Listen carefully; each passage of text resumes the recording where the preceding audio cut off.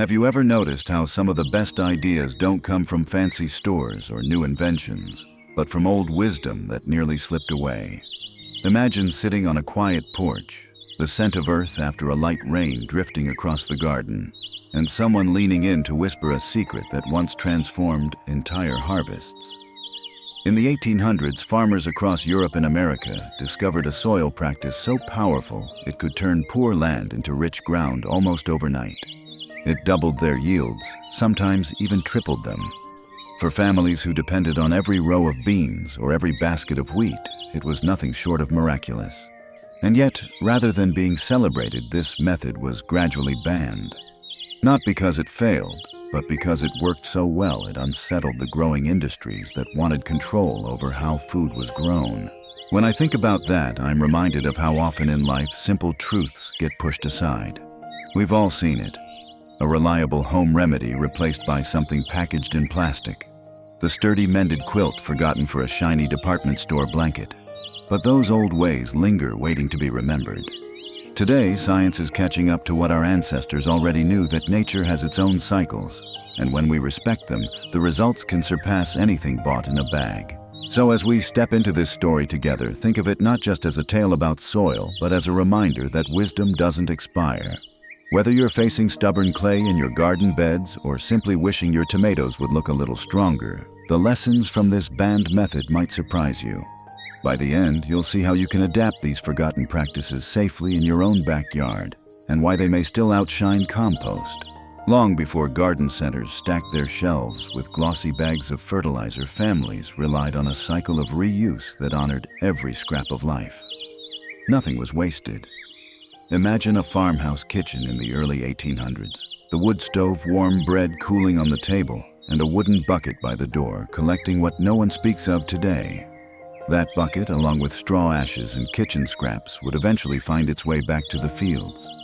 It may sound unpleasant now, but to those farmers it was a natural rhythm. What left the household returned to the soil, feeding the very grain that would become the next loaf of bread. Across Asia, this was even more refined. Historical records from Japan and China describe human waste being carefully collected, traded and aged, treated as a resource more valuable than silver. Some households even earned income by selling it to farmers who prized the nutrients.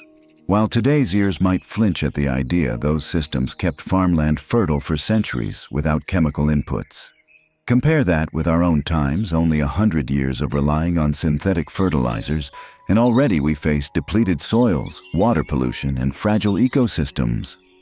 The contrast is striking. Many of us who grew up before the age of throwaway culture remember a similar mindset, though on a smaller scale. My grandmother, for instance, had a compost pile long before it became trendy. Coffee grounds, onion skins, and eggshells all went into her garden gold, as she called it. She never wasted anything, and she believed the earth always gave back if you respected it.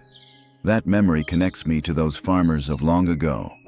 They too practiced a form of stewardship that saw waste not as trash, but as part of the endless circle of growth. What's most fascinating is how effective those cycles were. Reports from the 19th century describe fields that had been barren suddenly bursting with healthy crops once enriched by this method. Families who had once faced thin harvests suddenly had enough to eat, and even enough to store away for winter. For them, this wasn't just clever recycling, it was survival. It reminds us that gardening at its heart is about resourcefulness. It's about seeing potential in what others overlook. So, when we talk about old world wisdom, we aren't just telling a quaint story from history. We're remembering a way of living where nature's cycles were trusted and respected.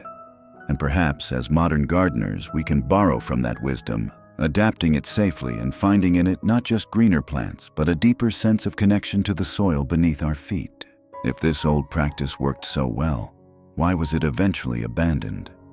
The answer isn't rooted in farming alone, but in the messy reality of growing cities. Picture the crowded streets of London, Paris, or New York in the mid-1800s. Tens of thousands of families relied on chamber pots or cesspools with nowhere for waste to go. When collected properly and transported to fields, it became a blessing. But when neglected, it seeped into rivers and wells. Outbreaks of cholera, typhoid, and dysentery, swept through neighborhoods, leaving behind fear and grief. Understandably, public health officials began to see the practice as a hazard rather than a gift. At the same time, a new force was rising, the promise of modern industry.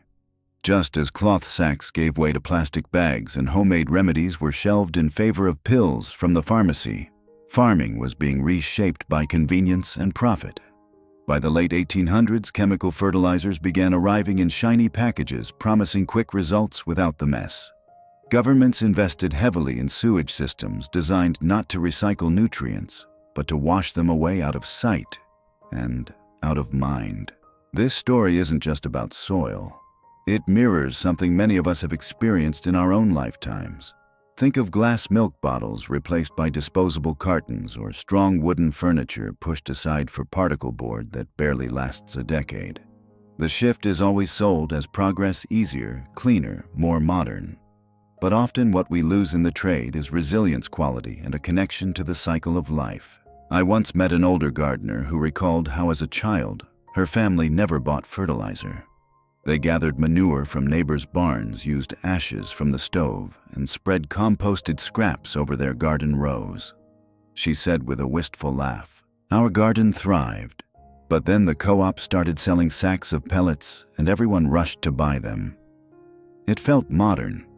Looking back, she realized her family's methods had been more sustainable, even if they weren't as glamorous as those store-bought bags. That's the heart of this shift. Society traded an effective natural system for one that looked neater, made corporations wealthy, and fit the idea of progress. Yet the old knowledge never stopped working. It was only pushed aside. Today, with concerns about climate change, water pollution, and soil exhaustion, many of us are asking whether convenience really served us as well as we thought. Sometimes the things we were told to forget are exactly what we need to remember. Let's pause here and look at the real reason this method was so effective, the science. Plants, like people, have their favorite foods. They need nitrogen to grow lush leaves, phosphorus to develop strong roots and flowers, and potassium to build resilience. Modern fertilizers list these elements as NPK right on the bag. But here's the surprise: those very nutrients were present in what our ancestors recycled. Urine, when fresh and properly diluted, contains almost the same nitrogen levels as many commercial fertilizers. It also carries phosphorus and potassium in a form plants can absorb quickly. That's why farmers once called it liquid gold. Now compare that with compost. Compost is wonderful. It builds rich soil structure, keeps moisture in, and encourages earthworms and microbes. But it's slow. It takes months to mature, and its nutrients are released gradually. For long-term soil health, nothing beats it. Yet for immediate results, say if your tomatoes are yellowing and need a fast boost, diluted urine can outperform even the best compost. That's not just speculation. Modern studies from leafy greens in Vermont to corn in Africa have shown that when used safely, this method can rival or even surpass chemical fertilizers. I remember reading about a community garden in the Midwest where two plots were compared side by side. One gardener used only traditional compost while another tried diluted urine alongside compost. By midsummer, the difference was visible. Cabbage heads were fuller, tomato vines thicker, and corn taller in the test plot. The gardeners laughed, calling it the secret sauce. They weren't throwing away compost, they were simply pairing it with a fast-acting partner. What this teaches us is balance. Compost gives your soil strength over the long haul, like a healthy diet.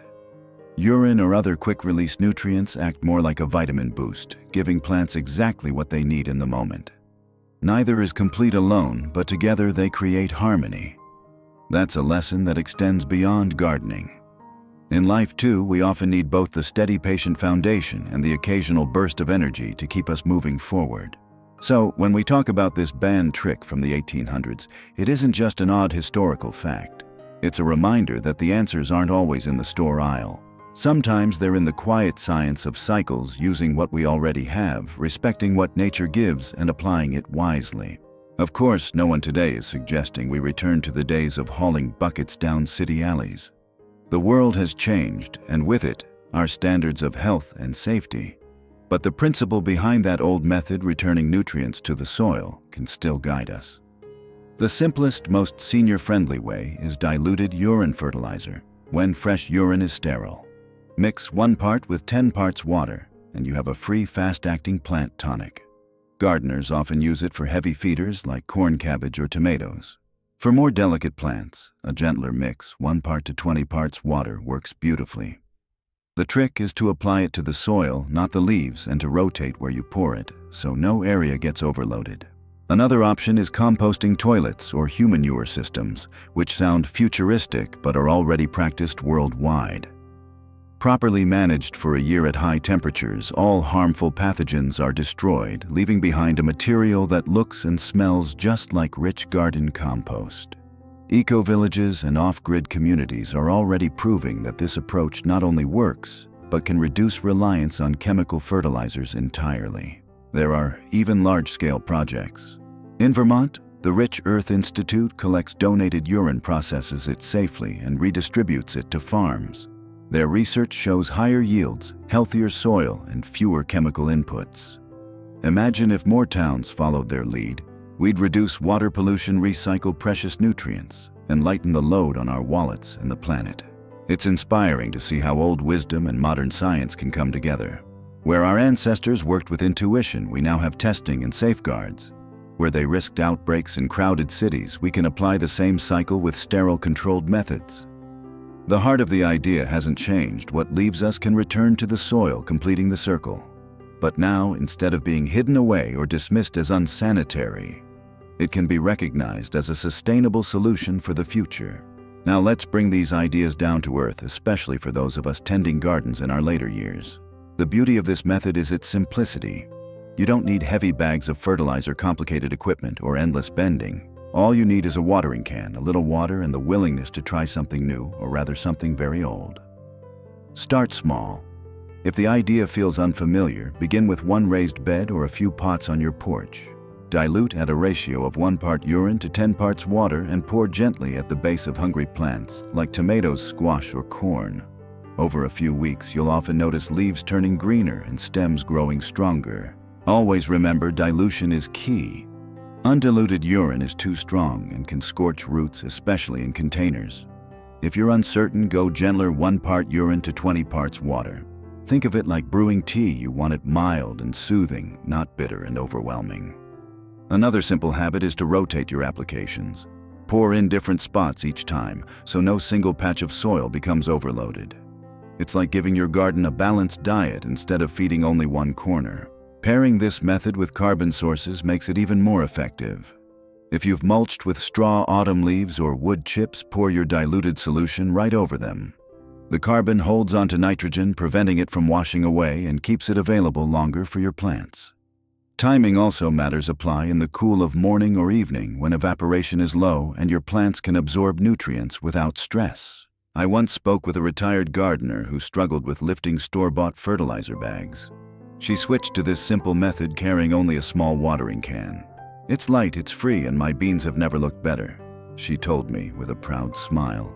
For her, it wasn't just about convenience, it restored her independence in the garden.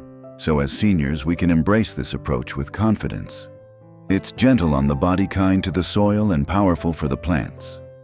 Think of compost as your garden's steady, nourishing meal, and diluted urine as the quick vitamin boost that gives it energy. Together, they create balance, and best of all, they let us keep gardening with joy and ease well into our golden years. What this forgotten soil story really teaches us is bigger than gardening. It's about cycles, how life, like the seasons, is designed to renew itself if we let it. In nature, nothing is wasted. A fallen leaf becomes humus. A raindrop feeds a root. Even what we once considered waste can return as nourishment when treated wisely. But in the 19th century, society broke that cycle. Nutrients were flushed away, and chemical fertilizers promised an easier path. We gained convenience, but lost resilience, and our soils and waters have carried the cost ever since. The hopeful news is that we can restore balance right here in our backyards. With compost piles, mulch cover crops, and even a simple watering can of diluted urine, we can close the loop. We can rely less on plastic-wrapped fertilizers and more on the wisdom of renewal. And maybe as we age, this lesson resonates even more deeply. We understand patience. We know the beauty of second chances.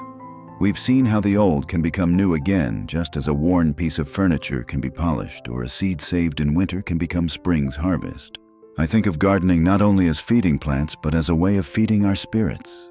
Each act of reuse is a small defiance against waste. Each tomato ripening on the vine is proof that our hands, no matter their age, still create beauty. This banned trick from the past is not a call to return to buckets in the dark, but an invitation to blend timeless knowledge with modern care. So perhaps the lesson is simple. Fertility doesn't truly come from a bag, but from honoring life's cycles. If this story has sparked something in you, share it with a fellow gardener. Let's pass the wisdom along, just as our grandparents passed it to us. And if you'd like more reflections like this, where old knowledge meets today's garden, consider subscribing. Until next time, happy gardening, dear friend.